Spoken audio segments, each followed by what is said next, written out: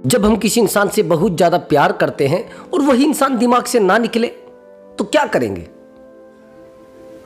वही इंसान हमें कहने लगे कि यार तुम्हारी वजह से मेरी जिंदगी खराब हो गई है, तुमने ना मुझे बिल्कुल परेशान करके रख दिया है, मेरा नहीं लगता आपके साथ मन। अरे जब आप मुझसे फोन करते हो तो मुझे इरिटेशन होता है, मुझे परेशानी होती है, नहीं करना मुझे आपसे बात। उसी इंसान से हम प्यार करते हैं और वही इंसान जब हमें यह कहता है कि जब आप मुझे कॉल करते हैं ना मैं परेशान हो जाता हूं, मुझे नहीं अच्छा लगता आपसे बात करना। दोस्तों, जिस इंसान के ऊपर आप टोटल सब चीजें गवा चुके हैं, अपने आप को गवा चुके हो, अपनी एजुकेशन को गवा चुके हो, अपनी नौकरी को गवा चुके हो, लेकिन वही इंसान जब आपको ऐसा कह दे और उस इंसान को आप दिमाग से ना निकाल पाए तो बड़ी दिक्कत होती है, बहुत दिक्कत होती है ब्रदर। दोस्तों, यह वीडियो आपके लिए बहुत ज़्यादा इंपॉर्टेंट होगा। अगर किसी इंसान को आप अपने दिमाग से नहीं निकाल पा रहे हैं और जिस इंसान ने आपके साथ ऐसा किया है, जिसने आपको यह बोला है कि आपसे बड़ी मुझे इरिटेशन होती है, अगर आप चाहते हैं उस इंसान को सजा देना, उस इंसान को मजा चखाना, उस इंसान को सबक सिखाना, तो यह वीडियो आपके लिए बहुत ज़्यादा इंपॉर्टेंट होगा, वेरी इंपॉर्टेंट होगा ब्रदर। और ब्रदर, आप मुझसे अगर बात करना चाहते हैं तो व्हाट्सअप नंबर दिया हुआ है, उस व्हाट्सअप नंबर पर आप अपना कॉल बुक करा सकते हैं और आप मुझसे बात कर सकते हैं। अगर आपका कोई एक्स्ट्रा मैरिटल का इशू है, या फिर दूसरा आपका कोई शादी टूट गई है, या फिर दूसरा आपका कोई गर्लफ्रेंड का या फिर बॉयफ्रेंड का इशू है, या आपका कोई अफेयर था, उन चीज़ों में आप बहुत ज़्यादा इन्वॉल्व थे, बहुत ज़्यादा इन्वॉल्व थे और वो चीज़ें आपको बहुत ज़्यादा हर्ट कर रही है, आप चाहते हैं कि मैं अपनी ज़िंदगी को सीधे रास्ते पर ले आऊं, आप चाहते हैं कि कोई हमें प्रॉपर काउंसलिंग दे और एक सही दिशा बताए, हमें जीने की दिशा बताए कि ये तरीका सही है और ये सही नहीं है, यहां पर आप हर्ट हो रहे हैं, यहां पर आप हर्ट नहीं होंगे, ये चीज़ें आपको कोई बताए तो व्हाट्सअप नंबर दिया हुआ है। लेकिन ब्रदर, वो पेड कॉल नंबर है, उस पर पहले आप पेमेंट करेंगे तब जाकर आपकी बात होगी और सोल्यूशन तो मिलना ही है, 100 के 100% सोल्यूशन आपको मिलेगा।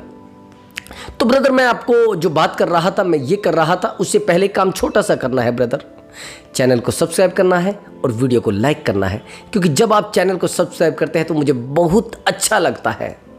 Thank you so much brother, thank you so much sister. Actually मुझे बहुत अच्छी फीलिंग आती है जब आप सब्सक्राइब करते हैं चैनल को। तो वीडियो को शुरू करते हैं और वो चीज़ें आपको बताते हैं जो आपको कहीं से भी नहीं मिलती, जो हमारे चैनल से मिलती है। कहीं से भी कोई ट्रीटमेंट नहीं मिलता तो आप सीधा हमें कॉल लगाते हैं। तो चलिए, एक्चुअली जिस इंसान से आपने टोटल उम्मीदें रखी है और वही उम्मीदें आपकी टूट जाए, वही इंसान आपको कहे कि ये जो जिंदगी बर्बाद हुई है ना, वो आपकी वजह से हुई है, ये जो मैं आज अकेला हुआ हूं ना, आपकी वजह से हुआ हूं, लेकिन आप उससे पहले अकेले हैं। आपको बर्बाद करने के बाद भी वो इंसान आपको कह रहा है क्या नहीं, बर्बाद आपने किया है मुझे। तो दोस्तों, ऐसी सिचुएशन में क्या, ऐसी सिचुएशन में आपको उस इंसान को कुछ नहीं बोलना है, कुछ भी नहीं बोलना है। एक्चुअली आप इस समय रिएक्ट करते हैं, रिएक्ट समझते हैं ना, आप सामने वाले इंसान को उन तरीके से हैंडल करना शुरू करते हैं जो तरीके नहीं होते हैं। आप बार बार रिएक्ट करना, क्यों, मैंने क्या किया, आपने ही मेरी जिंदगी खराब कर दी है। अगर वो आपको कहेगा कि आपने मेरी जिंदगी खराब की है तो आप उससे पहले कहने लगेंगे। अगर वो कहेगा कि आपने मेरे साथ धोखा किया है तो आप उससे पहले कहने लगेंगे, और यही कारण होगा वो पार्टनर आपको छोड़कर चला जाएगा। वही कारण होगा कि वो पार्टनर आपसे डिस्टेंस बना लेगा और डिस्टेंस बनने के बाद दोनों में रास्ते अलग हो जाएंगे, और रास्ते अलग होने का सबसे बड़ा कारण होता है फाइट, उससे भी बड़ा कारण होता है प्यार। अगर आपने प्यार करने के बाद फाइट की है तो सीधी बात है, दोबारा रिश्ता जोड़ने की उम्मीद मत रखना, रिश्ता नहीं जुड़ेगा। दोबारा रिश्तों में उलझने बनी रहेंगी, ना कि रिश्ता जुड़ने की कंडीशन। कभी भी रिश्तों में फाइट नहीं करनी चाहिए। अगर फाइट करनी पड़ गई है तो रिश्ते को बिल्कुल खत्म कर दीजिए, लेकिन अगर रिश्ते को रखना है तो फाइट करनी ब्रदर बंद कर दीजिए। अगर आपका पार्टनर आपसे परेशान है, इरिटेट है, तो उससे कहिए कि यार कुछ टाइम के लिए आप अपने रास्ते बदल लीजिए, मैं अपने रास्ते बदल लेता हूं, कुछ समय के बाद जब आपका मन करेगा तो आप रिलेशनशिप में आ जाना, मैं भी आपसे कंटिन्यू रिलेशनशिप में आ जाऊंगा। लेकिन झगड़ा नहीं। अगर आप फाइट करेंगे तो रिश्ते इतने ज्यादा टूट जाएंगे, इतने डीपली टूट जाएंगे कि आप कभी सोच भी नहीं पाएंगे ब्रदर। कभी आपको पता भी नहीं चलेगा कि यह रिश्ता मेरा था या फिर मेरा दुश्मन। आपको ऐसा लगने लगा होगा कि सबसे बड़ी दुश्मन मेरी यही है, सबसे बड़ा दुश्मन मेरा यही इंसान है। जिस इंसान से आपसे प्यार होता है ना, जिस इंसान से आपको प्यार होता है और जब वो इंसान आपको छोड़कर चला जाता है तो सबसे ज्यादा हर्ट करने वाला इंसान इस दुनिया में आपके लिए वही होता है। लेकिन हर्ट करने वाला तो होता है, यह भी आपको पता है, लेकिन वहीं पर आप हर्ट क्यों हो रहे हैं यह भी आपको पता है कि क्यों हर्ट हो रहे हैं। आपकी उम्मीदें आपको हर्ट कर रही हैं।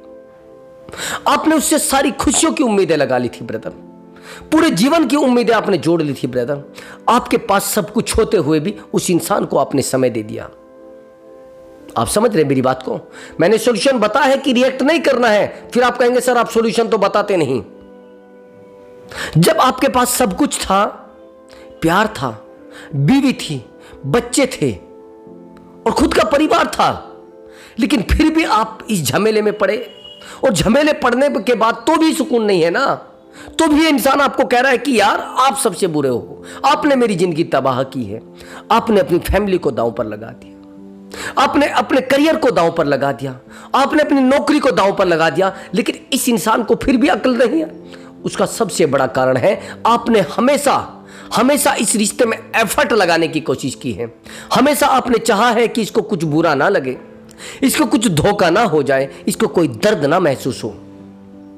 ये बार बार चीजें आपको महसूस होने लगी, ये बार बार चीजें आपको दर्द देने लगी, ये बार बार चीजें आपको हर्ट करने लगी, तो आपको लगा कि यार ये तो सच में हर्ट कर रही है चीजें मुझे, मैं क्या करूं, कहां जाऊं, किससे बात करूं, कोई रास्ता आपको नजर नहीं आता है, तो बड़े हर्ट आप महसूस करते हैं अपने आप को।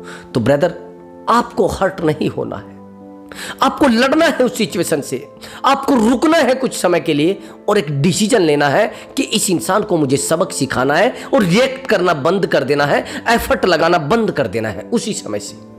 क्योंकि जितना आप उस इंसान के सामने रोएंगे, जितना आप उस इंसान को कहेंगे कि मैं आपके लिए मरा जा रहा हूं, मैं आपके बिना नहीं रह पा रही हूं, मैं आपके बिना नहीं रह पाऊंगा, उतना ही वो इंसान आपसे दूर जाएगा, उतना ही वो इंसान आपसे अलग होगा ब्रदर।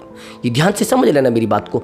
अगर आपने वो गलती की है जो गलती नहीं करनी थी, अगर आपने उस इंसान के लिए वो करके दिखा है जो किसी ने उसके लिए नहीं किया, आप किसी से फिजिकल नहीं होना चाहते थे लेकिन उस इंसान के लिए आपने वो हद भी पार कर दी, आप किसी इंसान से प्यार नहीं करना चाहते थे लेकिन उस इंसान के लिए आपने वो हद भी पार कर दी, आप किसी इंसान को अपना समय नहीं देना चाहते थे लेकिन आपने उस इंसान के लिए वो हद भी पार कर दी, आप कभी किसी इंसान के लिए नहीं रोए हैं लेकिन वो हद भी आपने पार कर दी, उस इंसान के लिए आप रात रात भर रोए हैं, लेकिन उस इंसान को आपके प्यार की कद्र नहीं है, उस इंसान को आपके इमोशन की कद्र नहीं है।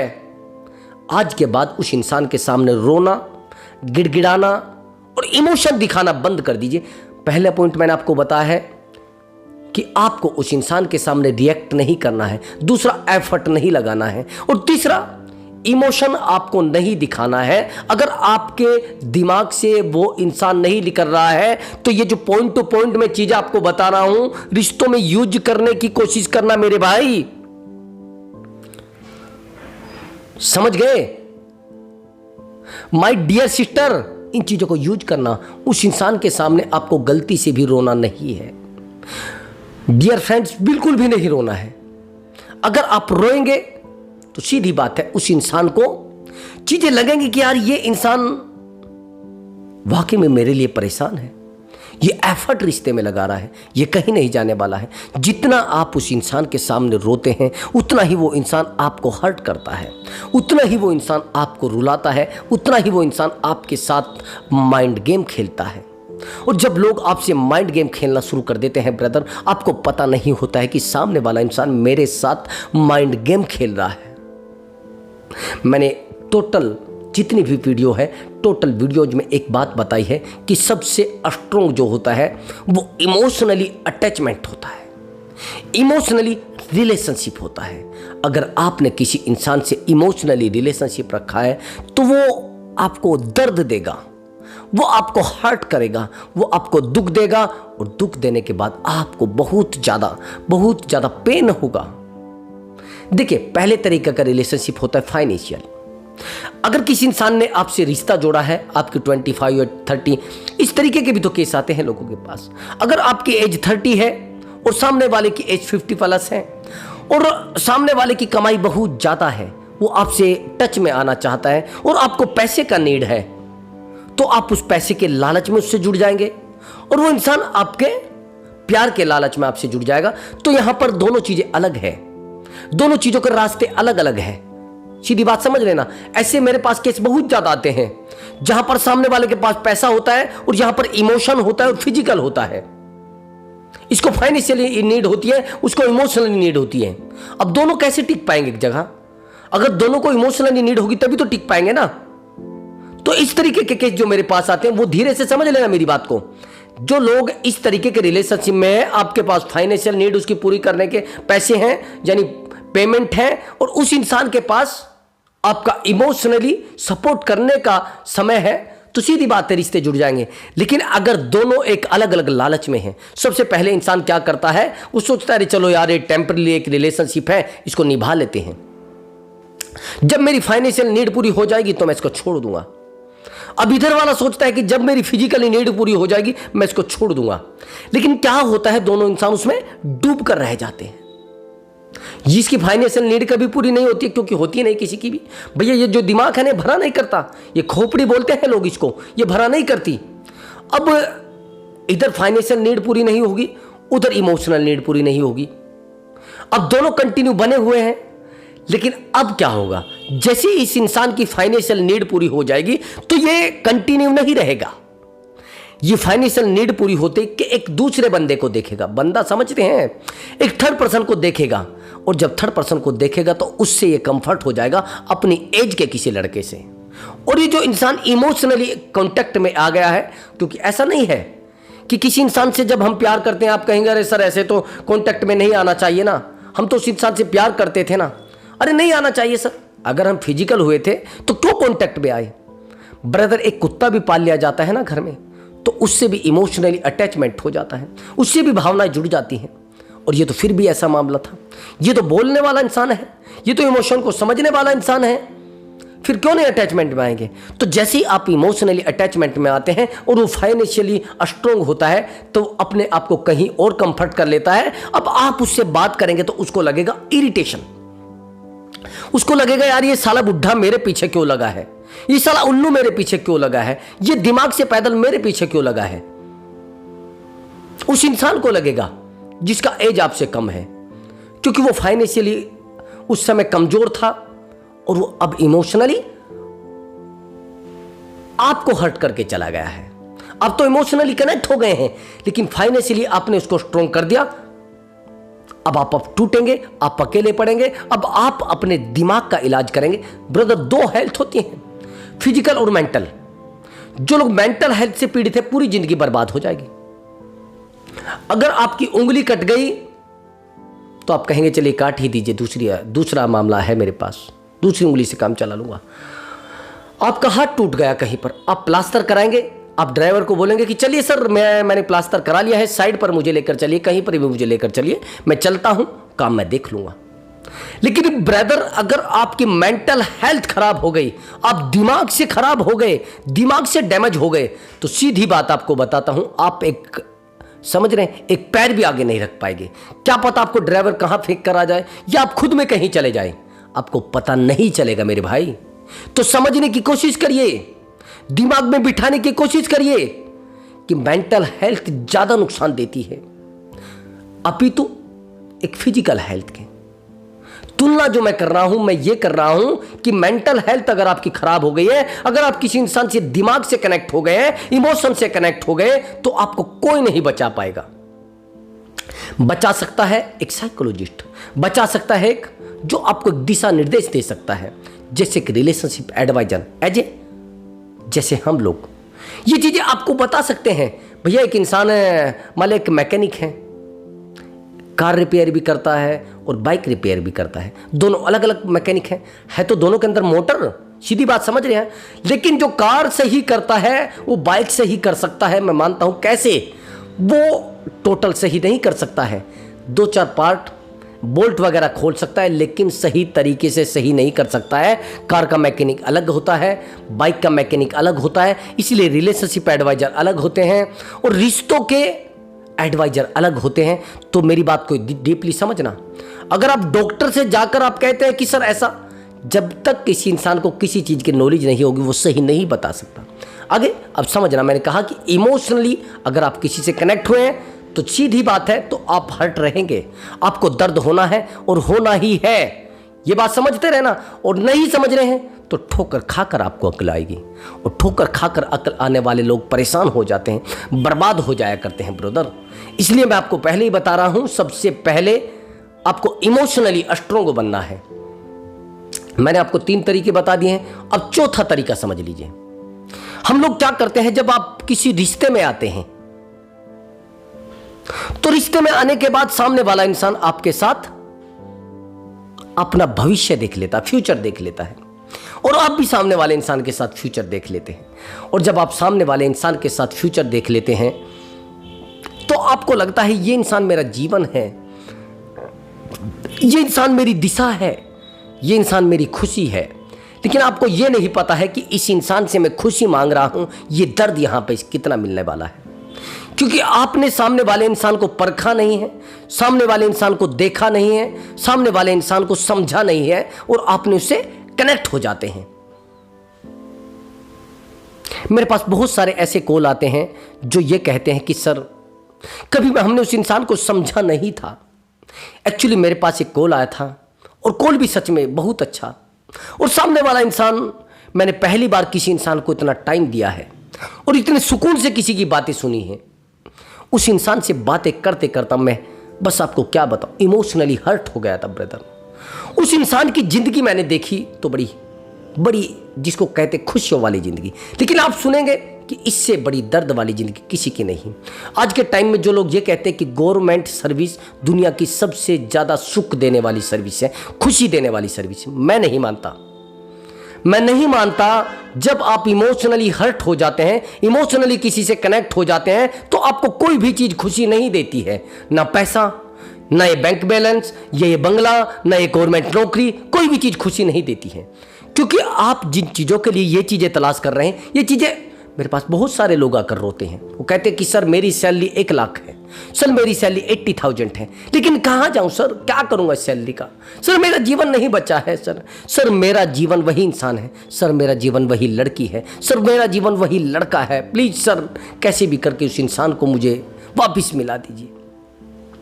सेम यही होता है, एक लड़का होता है, उसकी एज लगभग होती है 22 उस समय, और जब 22 होती है तो उसी समय क्या होता है कि वो अपने जीवन में कुछ चीज़ों को चाहता है कि वो आ जाए। उसी समय उसकी जॉब लग जाती है रेलवे में। अब जब रेलवे में लग जाती है वो लोको पायलट बन जाता है। देखो, अब वो जब लोको पायलट बन जाता है तो उसी टाइम उसके जीवन में ऐसी खुशियाँ आती है कि उसकी शादी हो जाती है। और जब शादी हो जाती है, लेकिन शादी के बाद भी खुशियाँ नहीं मिलती, उसकी जो वाइफ होती है वो उसको छोड़कर चली जाती है। नंबर 1 पॉइंट, एक टाइम बीतता है, 2 टाइम बीतते हैं, 10 दिन बीतते हैं, 2 महीने बीतते हैं, टाइम बीतता चला जाता है। पहले तो उसने मेहनत बहुत ज़्यादा की और वो लोको पायलट बना। उसने कहा कि सर मैंने अपने जीवन में सबसे ज़्यादा मेहनत की, मैं अपने गांव का सबसे होनहार बालक हूँ, सबसे होनहार लड़का हूँ। लोग मुझसे दिशा मांगते हैं, लोग मुझे आदर्श मानते हैं, लड़के मुझे अपने जीवन का आदर्श मानते हैं, लेकिन सर मुझे कभी नहीं पता था कि मैं ऐसा हो जाऊंगा। अब उसको लगता है कि ये जो नौकरी है ये मेरे लायक है नहीं।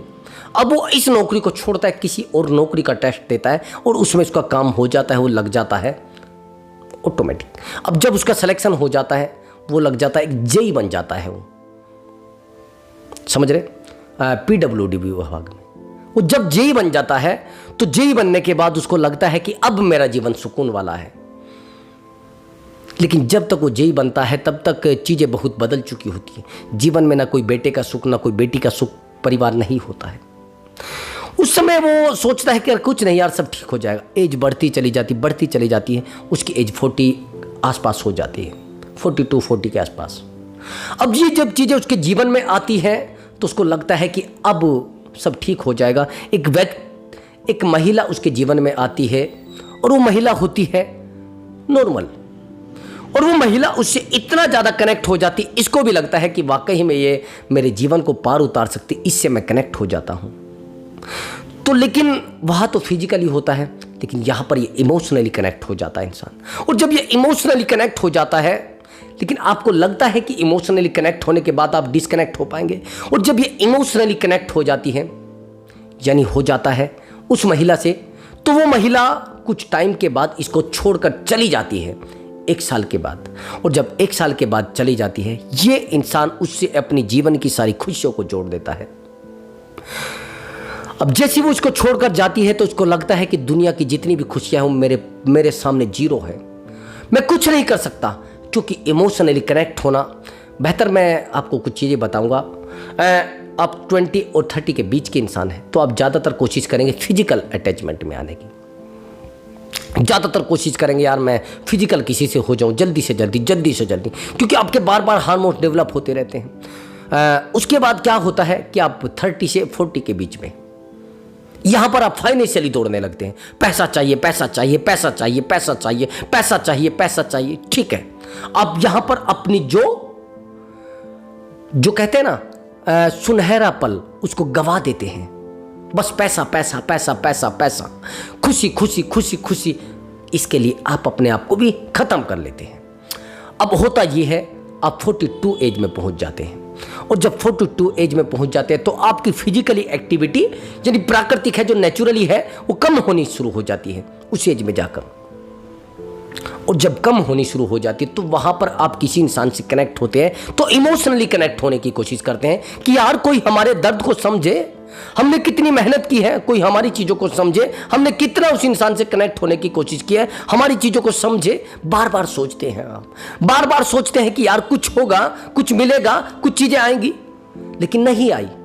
आप इमोशनली किसी से कनेक्ट हो जाते अपने कम एज के बंदे से, और जब कम एज के बंदे से कनेक्ट हो जाते हैं अपनी ज़्यादा एज के बंदे से, और वो आपसे ज़्यादा टेक्निकल होता है, वो समझता है मैं क्यों अपनी ज़िंदगी खराब करूं भैया इसके चक्कर में, मैं क्यों अपना जीवन खराब करूं उसके चक्कर में, मेरी तो एज कम है ना।